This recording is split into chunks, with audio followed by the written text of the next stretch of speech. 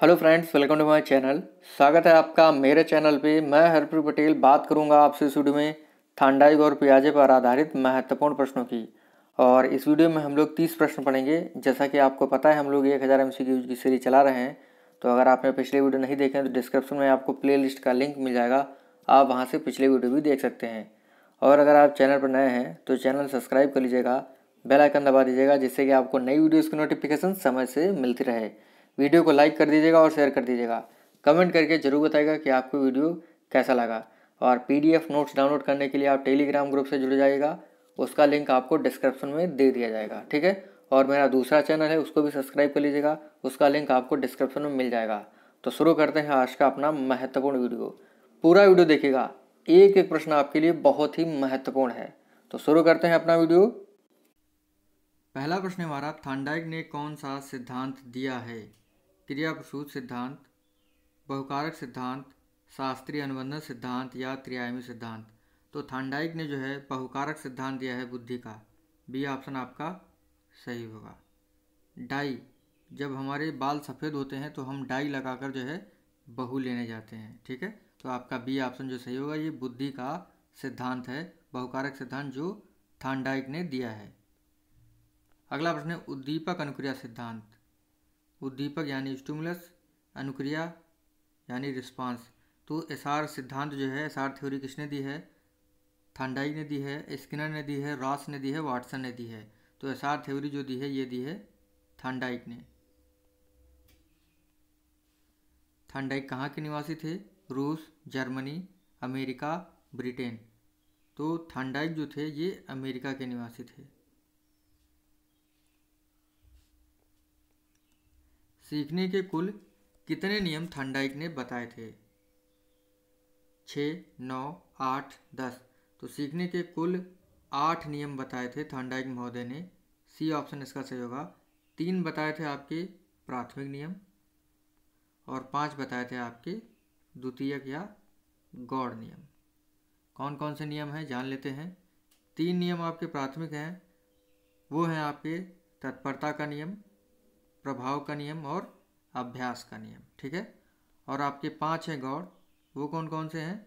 देखिए, एक आपका है बहुप्रतिक्रिया का नियम, फिर है दूसरा आपका मनोवृत्ति का नियम, तीसरा है आपका आंशिक क्रिया का नियम, चौथा है आपका आत्मीकरण का नियम, पांचवा है आपका संबंधित परिवर्तन का नियम, ठीक है। तो इनको ध्यान रखिएगा और एग्जाम में जो है इनसे प्रश्न पूछे जाते हैं। अगला प्रश्न है, प्राथमिक नियम सीखने का कौन सा है? मनोवृत्ति का नियम, आत्मीकरण का नियम, उद्देश्य का नियम या तत्परता का नियम।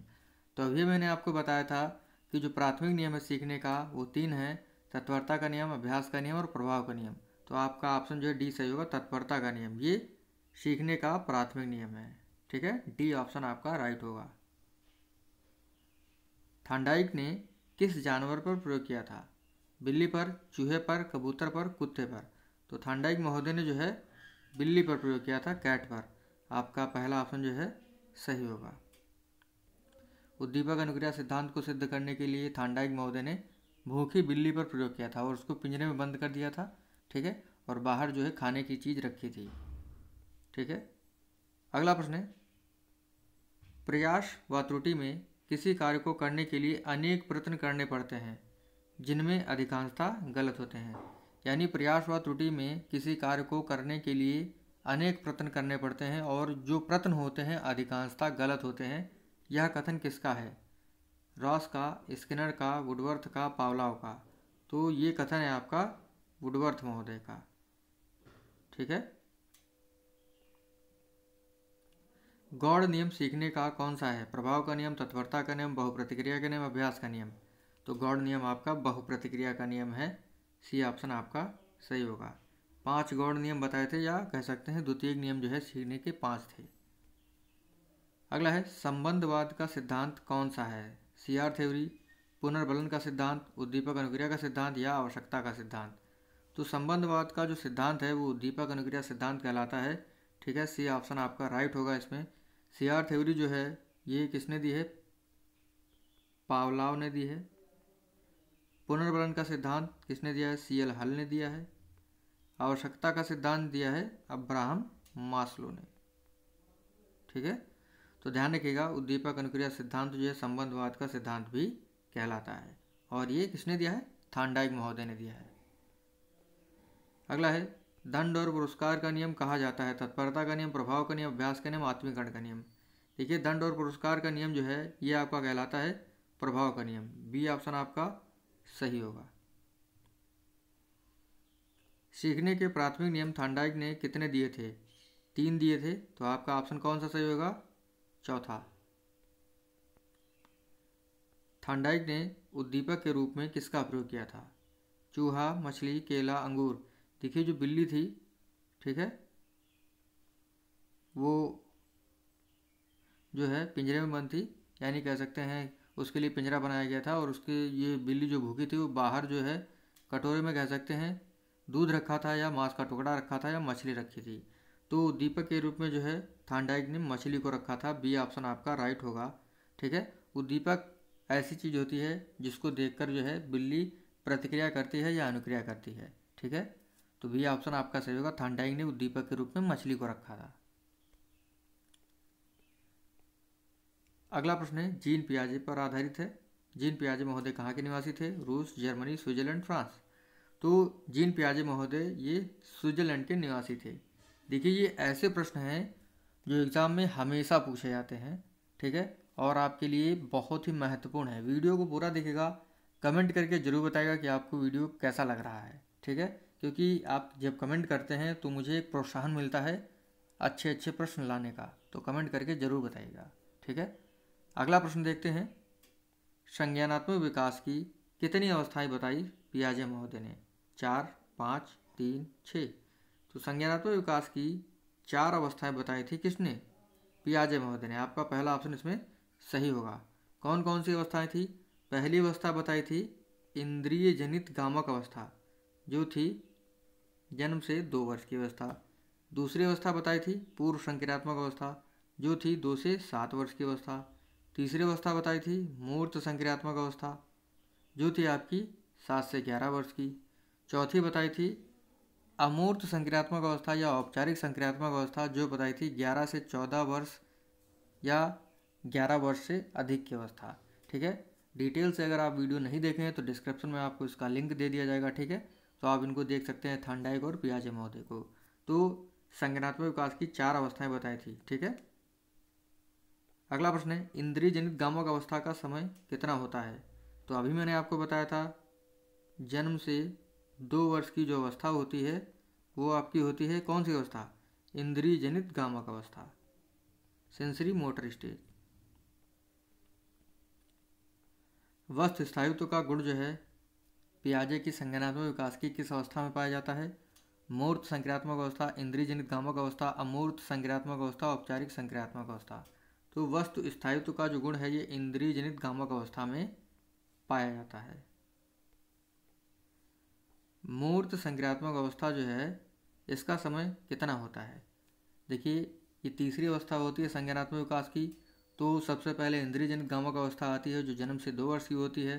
फिर दूसरी अवस्था आती है पूर्व संक्रियात्मक अवस्था, जो 2 से 7 वर्ष की होती है। तीसरी अवस्था होती है मूर्त संक्रियात्मक अवस्था, जो होती है आपकी 7 से 11 वर्ष की। तो आपका ऑप्शन पहला सही होगा। बच्चे दुनिया के बारे में अपनी समझ का सृजन करते हैं, यह कथन किसका है? पियाजे का, कोहलर का, स्किनर का, वाइगोस्की का। देखिए, बच्चे दुनिया के बारे में अपनी समझ का सृजन करते हैं, ये कहते हैं पियाजे महोदय। पहला ऑप्शन आपका सही होगा। ये जो प्रश्न है बहुत ही महत्वपूर्ण है, क्योंकि इस प्रकार के प्रश्न जो होते हैं वो आप समझ नहीं पाते हैं कि इसका उत्तर क्या होगा, और जो पेपर सेट करने वाला होता है वो इसी प्रकार के प्रश्नों को रखता है। तो भाषा कौशल की महत्वपूर्ण अवस्था कौन सी है? 2 से 7 वर्ष की अवस्था, जन्म से 2 वर्ष की अवस्था, 11 से 14 वर्ष की अवस्था, या 2 से 11 वर्ष की अवस्था। देखिए, जो जन्म से 2 वर्ष की अवस्था होती है उसमें जो भाषा कौशल विकसित नहीं होता है। उसके बाद जो अवस्था आती है पूर्व संक्रियात्मक अवस्था, वो 2 से 7 वर्ष की अवस्था होती है, और ये भाषा कौशल की महत्वपूर्ण अवस्था होती है। तो आपका जो है पहला ऑप्शन सही होगा। हाथ, पैर, आँख, नाक के माध्यम से किस अवस्था में बालक सीखता है? तो देखिए, इंद्रिय जनित गामक अवस्था जो होती है इसमें जो बच्चा होता है वो हाथ, पैर, आँख, कान, नाक, मुंह के द्वारा सीखता है। तो आपका जो है बी ऑप्शन सही होगा। अगला जो प्रश्न है वेरी वेरी इंपॉर्टेंट है और एग्जाम में ये पूछा गया है। पलटावी का गुण किस अवस्था में पाया जाता है? इंद्रिय निगामक अवस्था, मूर्त संक्रियात्मक अवस्था, अमूर्त संक्रियात्मक अवस्था या औपचारिक संक्रियात्मक अवस्था। देखिए जो पलटावी होता है इसमें जो बच्चा होता है वो वापस नहीं आ पाता है। जैसे अगर हम बच्चे को 1 से 100 तक गिनती एक बार याद करा देते हैं और उससे पूछते हैं कि बेटा उल्टा गिनती सुनाओ 100 से 1 तक, तो वो नहीं सुना पाता है। यह किस अवस्था में गुण होता है, यानी पलटावी का गुण किस अवस्था में होता है कि वो जो है अगर उससे पूछा जाए कि हमने उसको एक बार जो है 1 से 100 तक गिनती सिखा दी, ठीक है, लेकिन अगर हम उनसे पूछते हैं कि 100 से 1 तक उल्टा गिनती सुनाओ, अगर ये गुण प्रदर्शित करता है तो वो कौन अवस्था में प्रदर्शित करेगा? तो ये होता है मूर्त संक्रियात्मक अवस्था में, ठीक है। और लेकिन अगर नहीं सुना पाता है तो पलटावी का गुण किस अवस्था में नहीं होता है? तो पूर्व संक्रियात्मक अवस्था जो है पलटावी का गुण नहीं पाया जाता है। तो आपका बी ऑप्शन जो है सही होगा इसमें। बहुत ही महत्वपूर्ण प्रश्न है ये। कार्य का कारण किस अवस्था से संबंधित है? औपचारिक संक्रियात्मक अवस्था, इंद्रिय निगामक अवस्था, मूर्त संक्रियात्मक अवस्था या इनमें से कोई नहीं।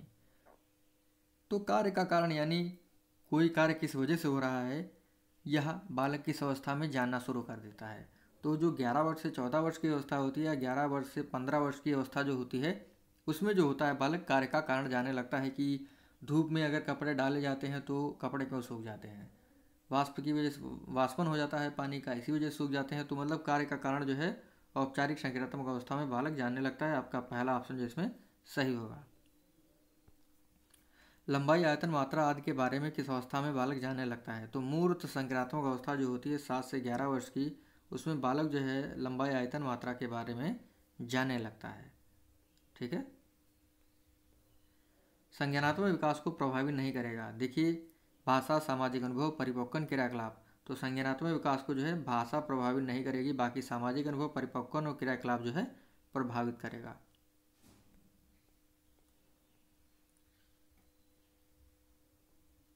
ये जो प्रश्न है वेरी वेरी इंपॉर्टेंट है। जितने भी प्रश्न 25 से 30 तक हैं बहुत ही महत्वपूर्ण है। ध्यान से पढ़ना है आपको और अगर आपको समझ में नहीं आता है तो डिटेल वाले वीडियो जरूर देखिएगा। मानसिक संरचना जो चिंतन के निर्माण प्रखंड है, यह जो है पियाजे ने कहा है और इसके लिए क्या शब्द का यूज किया है? जीन, परिपक्वन खंड, स्कीमा, विकास का क्षेत्र। तो इसके लिए प्रयोग किया है स्कीमा। मानसिक संरचना जो चिंतन के निर्माण प्रखंड है, ये है स्कीमा। जीन पियाजे के अनुसार अनुकूलन होता है आत्मसात्करण, व्यवस्थापन, दोनों के द्वारा या इनमें से दोनों के द्वारा या अनुभव के द्वारा। तो जीन पियाजे के अनुसार अनुकूलन जो होता है संतुलन या आत्मसात्करण, व्यवस्थापन यानी आत्मसात्करण और समायोजन दोनों के द्वारा होता है, इसलिए आपका ऑप्शन जो है सी सही होगा। अगला प्रश्न है संज्ञानात्मक विकास को बेहतर तरीके से परिभाषित किया जा सकता है। खेल के मैदान में, विद्यालय एवं कक्षा पर्यावरण में, सभागार या घर में। तो संज्ञानात्मक विकास को बेहतर तरीके से जो है विद्यालय एवं कक्षा पर्यावरण में परिभाषित किया जा सकता है। अगला प्रश्न है तर्क, जिज्ञासा तथा निरीक्षण शक्ति का विकास होता है किस अवस्था में? 6 वर्ष की आयु में, 8 वर्ष की आयु में, 11 वर्ष की आयु में, 14 वर्ष की आयु में। तो तर्क, जिज्ञासा और निरीक्षण की शक्ति का विकास जो होता है ये 11 वर्ष की आयु में होने लगता है, ठीक है।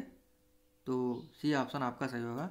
अगला प्रश्न है बहुत ही महत्वपूर्ण है, सीधे ऐसे एग्जाम में पूछा जाता है कि प्रचलित योजनाओं में नई जानकारी को जोड़ना कहलाता है अनुकूलन, आत्मसात्करण, समायोजन या स्कीमा। तो प्रचलित योजनाओं में नई जानकारी को जोड़ना ये होता है आपका आत्मसात्करण। अंतिम प्रश्न हमारे इस वीडियो का, और वीडियो अगर आपको अच्छा लगे लाइक कर दीजिएगा, शेयर कर दीजिएगा, ठीक है। तो प्रश्न है नवीन जानकारी जोड़ने के लिए वर्तमान स्कीमा में बदलाव करना कहलाता है संतुलन, आत्मसात्करण, समायोजन या इनमें से कोई नहीं। तो नवीन जानकारी जोड़ने के लिए वर्तमान स्कीमा में बदलाव करना ये होता है समायोजन, ठीक है। सी ऑप्शन आपका सही होगा। तो इस प्रकार से आज के जो हमारे 30 महत्वपूर्ण प्रश्न थे जो थांडाइक और पियाजे महोदय पर आधारित थे, कैसे लगे आपको कमेंट करके ज़रूर बताइएगा, ठीक है। मिलते हैं आपसे अगले वीडियो में। Thank you friends.